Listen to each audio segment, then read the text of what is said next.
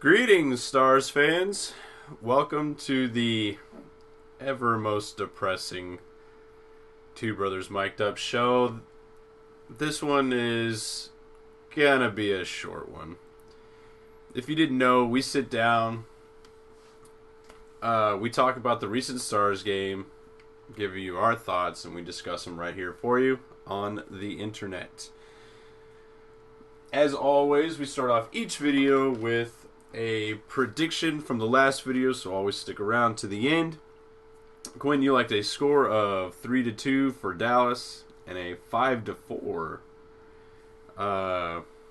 score for the Blackhawks. You got the 5 right.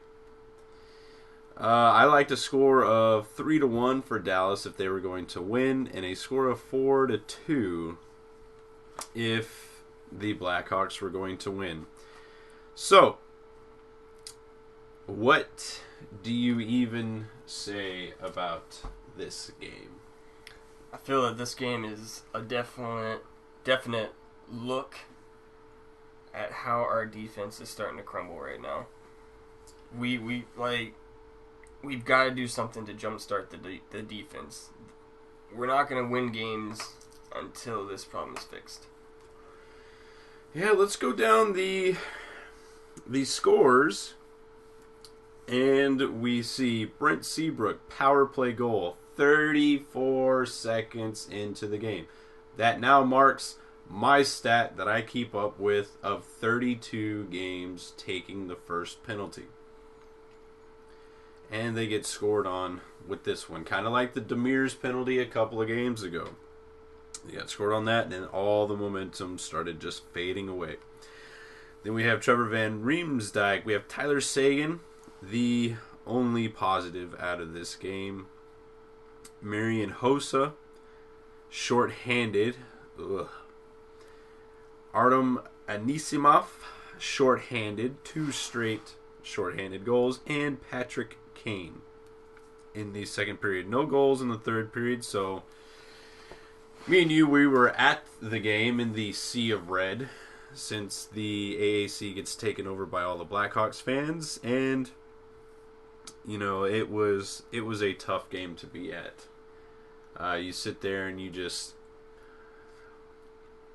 you know, I give props to any Stars fans there that were trying to, you know, rile up Blackhawks fans or kind of heckle or something like that. But that game, I kind of just sat there and took the beating. There was no sense of calling out bandwagoners or anything like that at the stadium.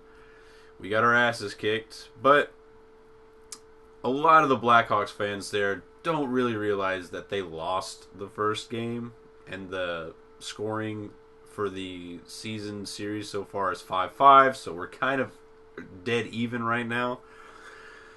But this loss was probably the second worst loss on home ice against an opponent. They lost the Florida game 6-2. I think that still racks up as the worst one. I don't count the Ottawa Senators loss for the 7-4 loss as well, it's a top 3, but I don't count it number 2 because the Stars actually showed signs of life in that game. This one, they didn't. Positives about the game. Tyler Seguin scored. Ben got a point, so he's keeping up there with getting his points slowly but steadily. Well, that's about it. I think I can think of. Maybe Patrick Sharp continued to still hustle. He looked like the hardest. Those two looked like the hardest skaters out there. Defense. Just going to leave blank because they don't deserve even being talked about. Goaltending. A lot of bad goals. Scored on Niemi and Kari. Special teams. Holy balls. is our special teams terrible. If someone does not come in and correct that ship immediately, expect a first round loss.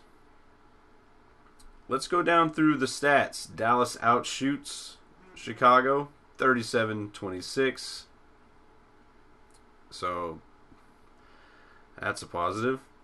Dallas out-hits Chicago 24-12. And you know why Dallas out-hit? Because Chicago just kept coming. Dallas had to try to hit Chicago out of this game and couldn't because they just kept coming. Giveaways 14-9 for Dallas. Very sloppy game. Takeaways 5-3 for Chicago, so they had the upper hand on that. Face-offs won. That was the big one for me. Jonathan Taves looked like he didn't lose a single face-off all night. And maybe newcomers to the game might not think that face-offs are a big deal, but they are. They set up possession for any kind of rush, and Jonathan Taves is probably one of the best face-off takers in the league. And Jamie and Tyler just could not beat him.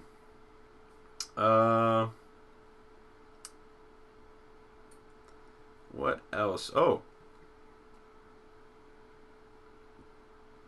for 6 on the power play. 0 for 6 on the power play. 2 goals against on the power play. Again, needs to be changed. Look, everyone knows this game was not good. And you know what?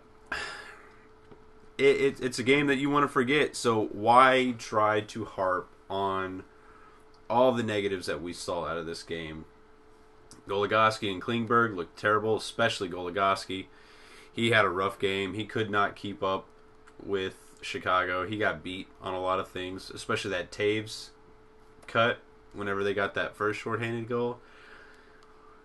Just goes to show you that Goligoski is not a top-line defenseman. He belongs on a second pair.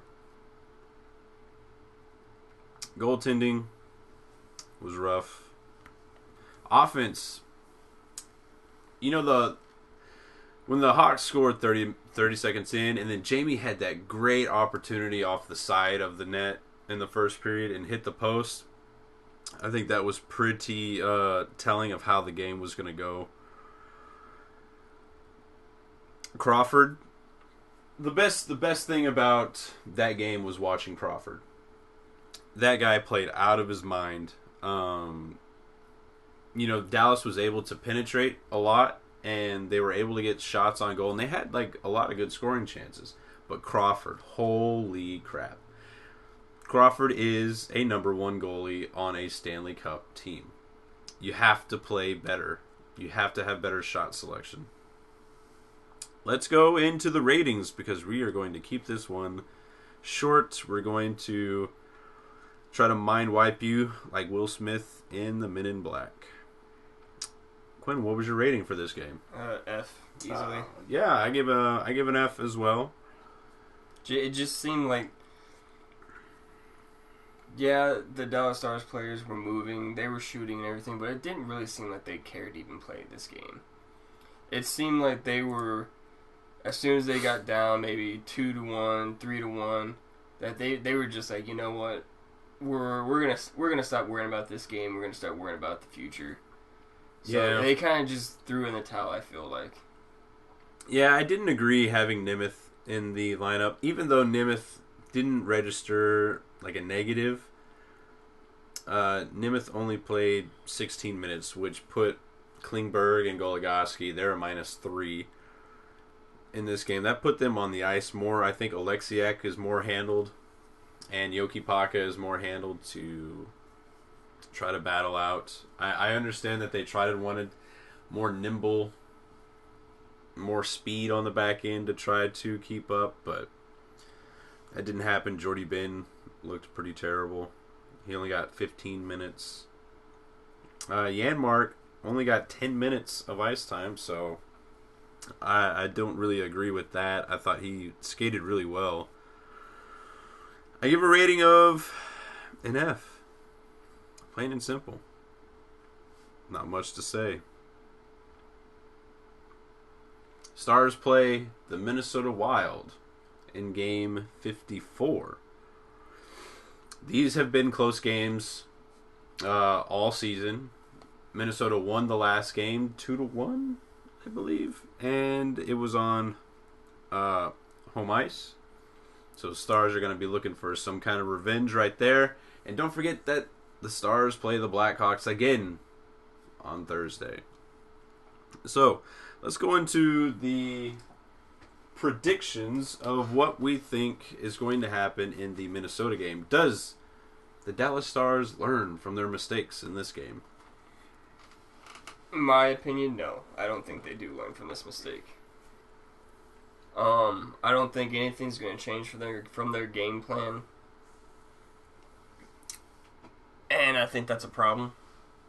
Especially on the power play and the penalty kill. I would have to say if Minnesota comes on top, it's going to be a rout. It's going to be, I'm going to say, 4-1. And if Dallas comes on top, I'm going to say it'll be a close game, like 3-2. All right. I like a Stars win if they are going to come on top of a score of. You know what? I think the Stars are going to be angry. I think hopefully Jason Spezza is not still out. I think they missed him a lot in this game. I like a score of 2-1 for Dallas.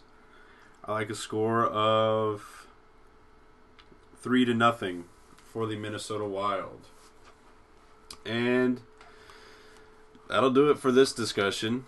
Be sure to subscribe, share, try to go out, watch the Super Bowl. Forget about this game. We got a couple of days before the next game against Minnesota, and hopefully we can turn this around. Remember, this is a show for fans by fans, and as always, tune in next time.